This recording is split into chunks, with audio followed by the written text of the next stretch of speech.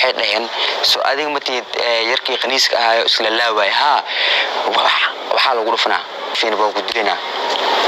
فانت هو يجي سوء عينا مركان أوغا حبيبي نفتو نروح قوشي أصلي وين عيدني وين كتبة شاحيد يوجيك رياكو جوي بانكو جدا إنتينا مركيقا دكينا كنا وقوملود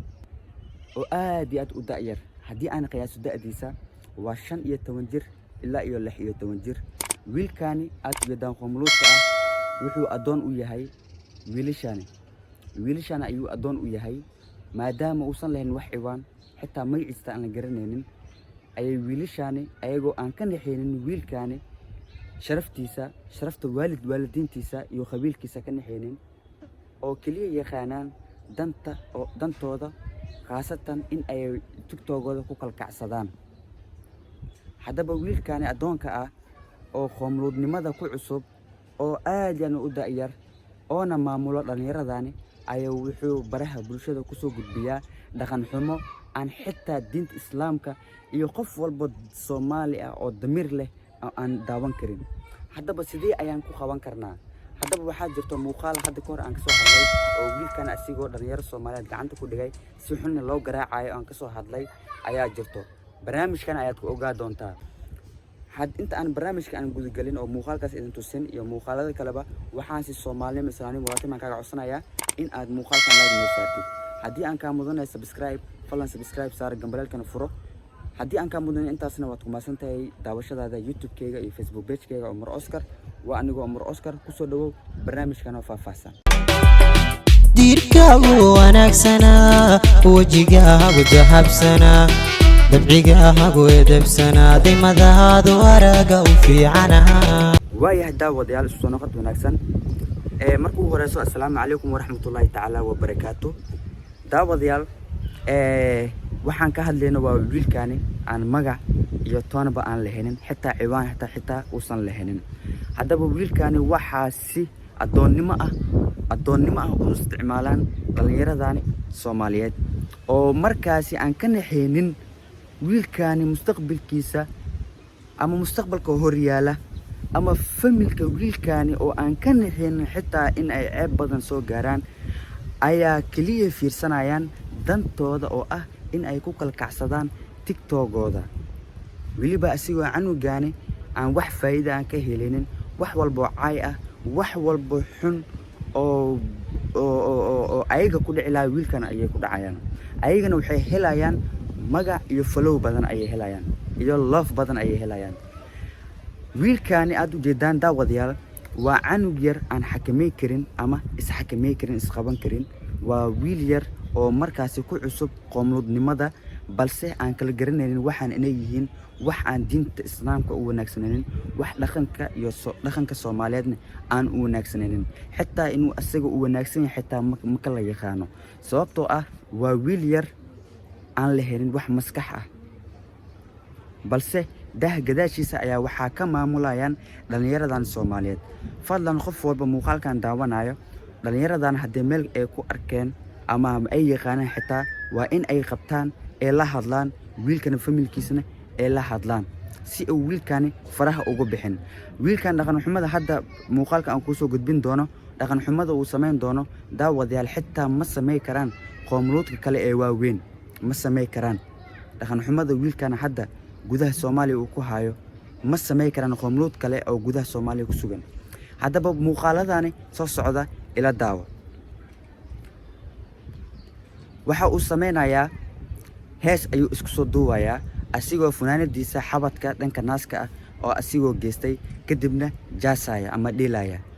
waa dhaqanka dumarka oo kale sababtoo dumarka gaalada oo kale waxay furanayaan caloosha markay furtaan ilaa buufka ilaa iyo qaska markay furtaan kadib ayay dhiilayaan si ay markaasi ayaga waa dumar waana gaalo calooshood way furi karaan wayna jaasi karaan waayo wax diin ah ma lahan balse nin rag ma dhihi karee balse qof noocan oo kale ah hadduu sameeyo dhaqankaas noocaas oo kale ah maxaan ku tilmaami karnaa aan ka ahaynin qoomluudnimo ama khaniisnimo muuqaalkan soo socda daawadayaal wuxuu ku dhegdhegayaa wuxuu ku dhegdhegayaa wiil herbaadi ah aan ogeenin xitaa waxa cunugan uu yahay ha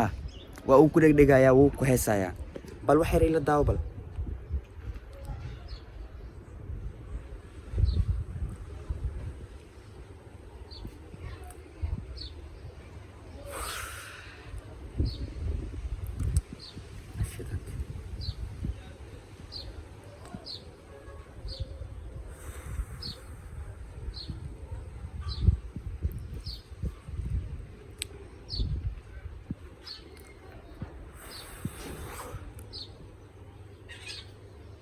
waxa uu ku haya TikTok wallahi العظيم xitaa dhaqanka diinta islaamka xitaa uma fiicna balse waxa ka faa'iideysanaya sida hore idinku sheegay waa dhalinyaradani ayaa cunugan ka waalayaan dhalinyaradani ayaa u sabab ah wax walba dhaqan xumo ah wiilkan uu ka sameeyo baraha bulshada falan hadii taqaano cid wax ka qaban karta arintani oo wiilkan yar qaban kara wiilashana ka qaban kara hadii jirto fadlan ama xitaa hadii uu magaalada kula degan yahay fadlan sida uu dhaqsiyaha badan wiilkan hala dacweeyo iyo wiilasha kale ee markaasi wiilkan oo ka faa'iideysanaya waxa uu yahay hadaba daawadayaal waxaan ku soo gudbin doonaa muuqaal kale oo aan kaga hadlayo arinta wiilkan ay ku dhacday hadaba muuqaalkani hadda kor ayaan ka soo hadlay si wanaagsan ila soo daawadayaal farsaaco kale waxaa qabteen wiilal dhalinyaro ah markaas waxay ku tilmaamay waxay dhaheen soo adiga matid yarkii qaniiska ahaa isla laaway ha waxa lagu dhufanaa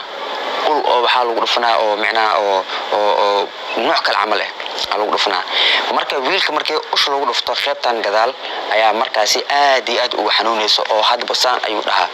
marka wiilka markii ush ku dhufteen wiilka tumaay iyo wiilka kaamiramanka ah su'aal ay weydiinayaan su'aashaas oo ah maxaad adiga isku laabtaa hooy hooyadiisna waa lacayna maxaa isku laabtaa mayni aan TikTok aan duway camal u dhahaa TikTok aan iska duway macnaa arintaas TikTok leeyahay bis wiilka wuxuu dhahaa rud shaako camal u dhahaano marka rud shay Allah qoomluud ma taadi marka aadi wiilka wuxuu leeyahay caaw macnaa wiilka kaamiramanka wuxuu dhahaa caaw adiga ma ku dhaafin baa ku dilina فانت هو يدي سوء عنا مركا يركا خوملود كا وحناقة مركا وحناقة أيوة حولي هاي حدي أنكو دافو اسمعنا أساو هنجبا كما دافا يودا هذه فانت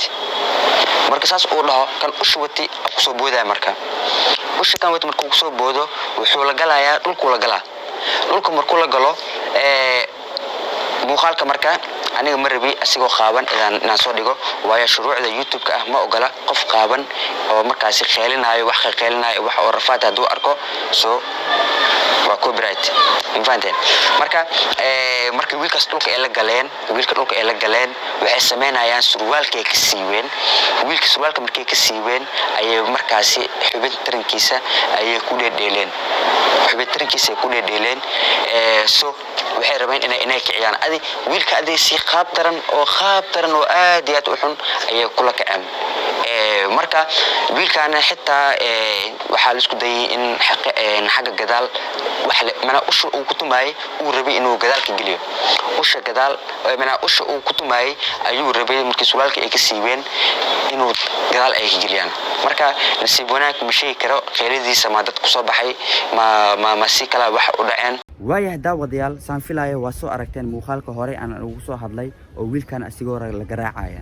balse cunugan wili uusan ka waantoobin waxyaabahan uu hayo xitaa wiilasha TikTok iskale oo ku kala kacsanaya xitaa kama waantoobin